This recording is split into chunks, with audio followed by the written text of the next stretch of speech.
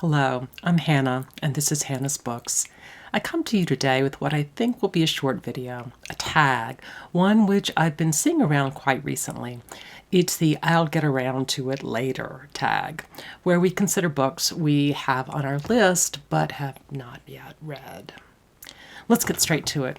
Prompt number 1, name a classic book you've been meaning to read forever but haven't read yet.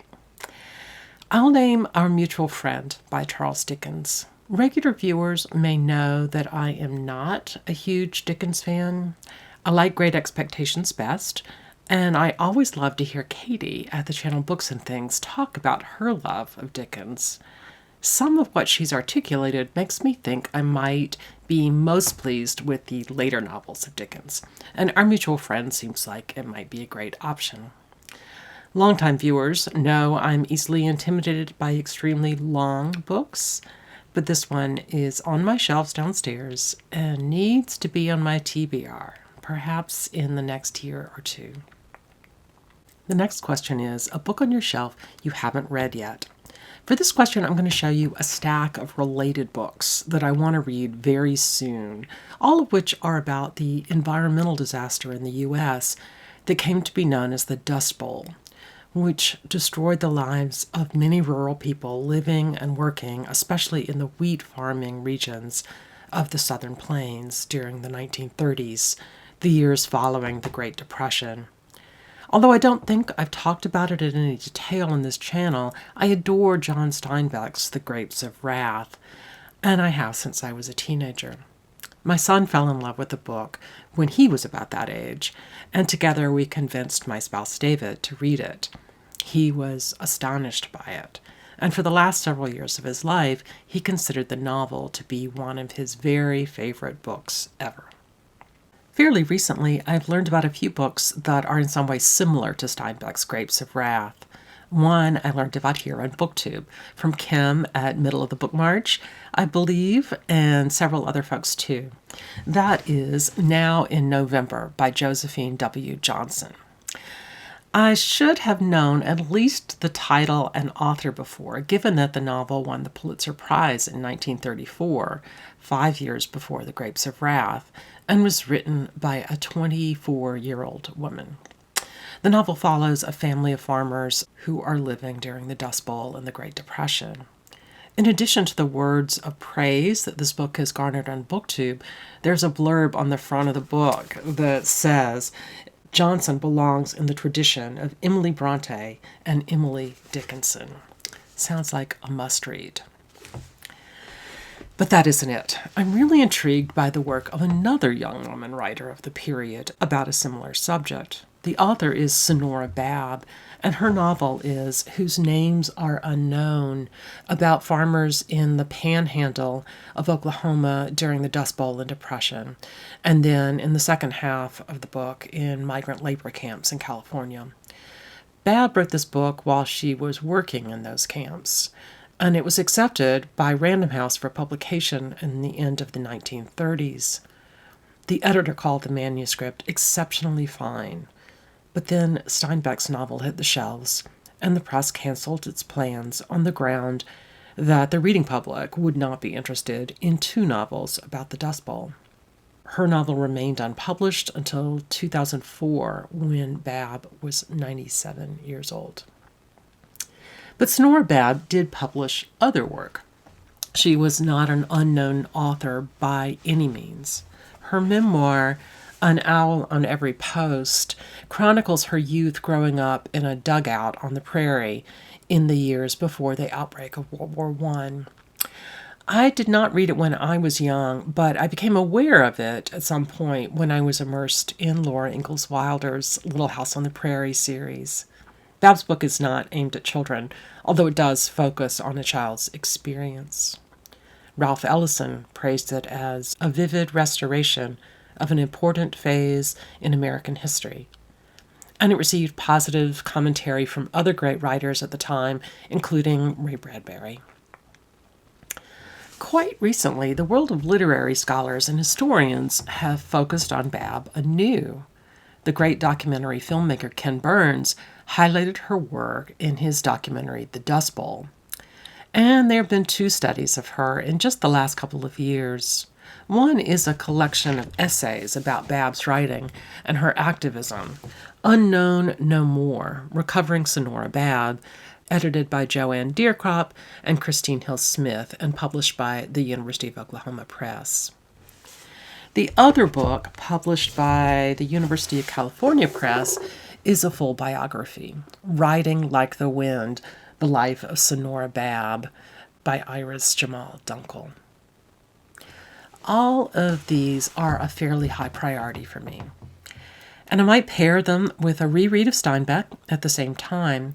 And while I'm certainly excited to read all these novels and author biographies, I'm also eager to revisit a collection of letters and short essays originally published in newspapers of the day by people who lived in the Southern Plains, and perhaps a couple of histories of the period which rely partly on interviews with people who grew up during the Dust Bowl crisis.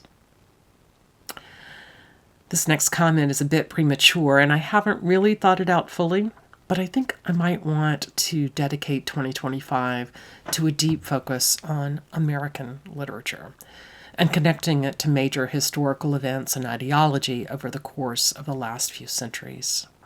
I'll be thinking about that plan over the next month, and I'd love to hear what you think, and especially if you have any books that you think I should add to the list or subjects that you'd like to hear me talk about. Well, on to prompt 3. Name a book you recently got that you haven't read yet. I recently picked up an interlibrary loan copy of Julia Sanju Lee's academic book, The American Slave Narrative and the Victorian Novel. I've mentioned this book before, and it was on my list for Victober. Lee has written other work, academic work, a memoir of sorts, and a romance novel published under a pseudonym that I read for Jane Austen July, sort of a mashup of Jane Austen retelling and light academia, which was very cute. This study is quite a bit more serious. One of my regular commenters has already read it, and I'm especially interested in reading the first chapters about Jane Eyre, as well as the chapters on Gaskell's North and South and Dickens' Great Expectations.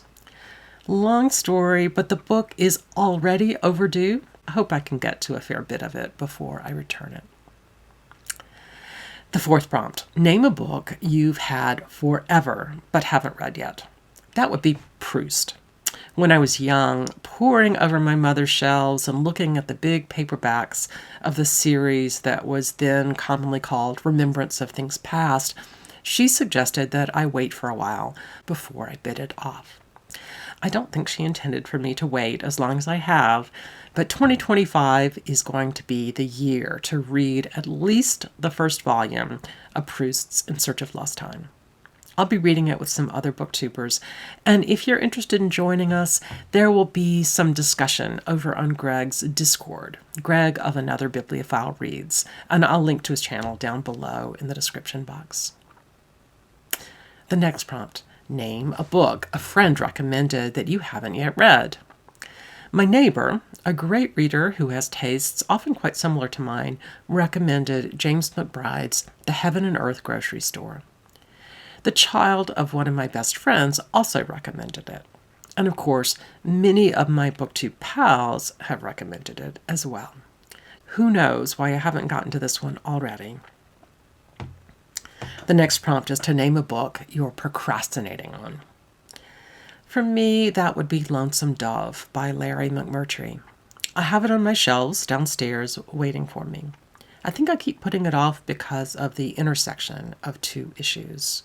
1, I don't typically read Westerns. And 2, it is a thick book, which I've already mentioned in the first question, I believe can make me a little nervous. I have heard from so many readers here on Booktube and elsewhere that this book flies and doesn't feel long at all. And I've heard how absolutely wonderful it is, even if you don't usually get excited about the idea of reading a Western. Give me some additional prodding down in the comments if you think I should prioritize this one. Prompt 7. The next book on your TBR. I'm not sure it's literally the very next book I'll read, but I'm committed to read Hermione Lee's long biography of Edith Wharton and starting it within the next couple of weeks.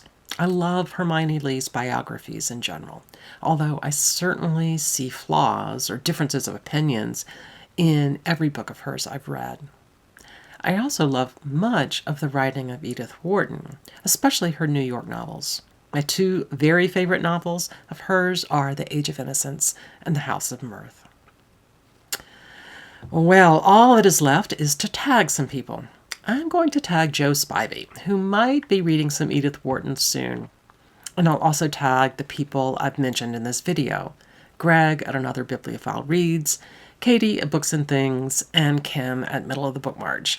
Only if you're feeling up for a tag at this very busy and intense season of the year. That will do it for today. Thank you so much for being here. I hope you are all taking good care of yourselves and reading some good books. See you again soon here on Hannah's Books.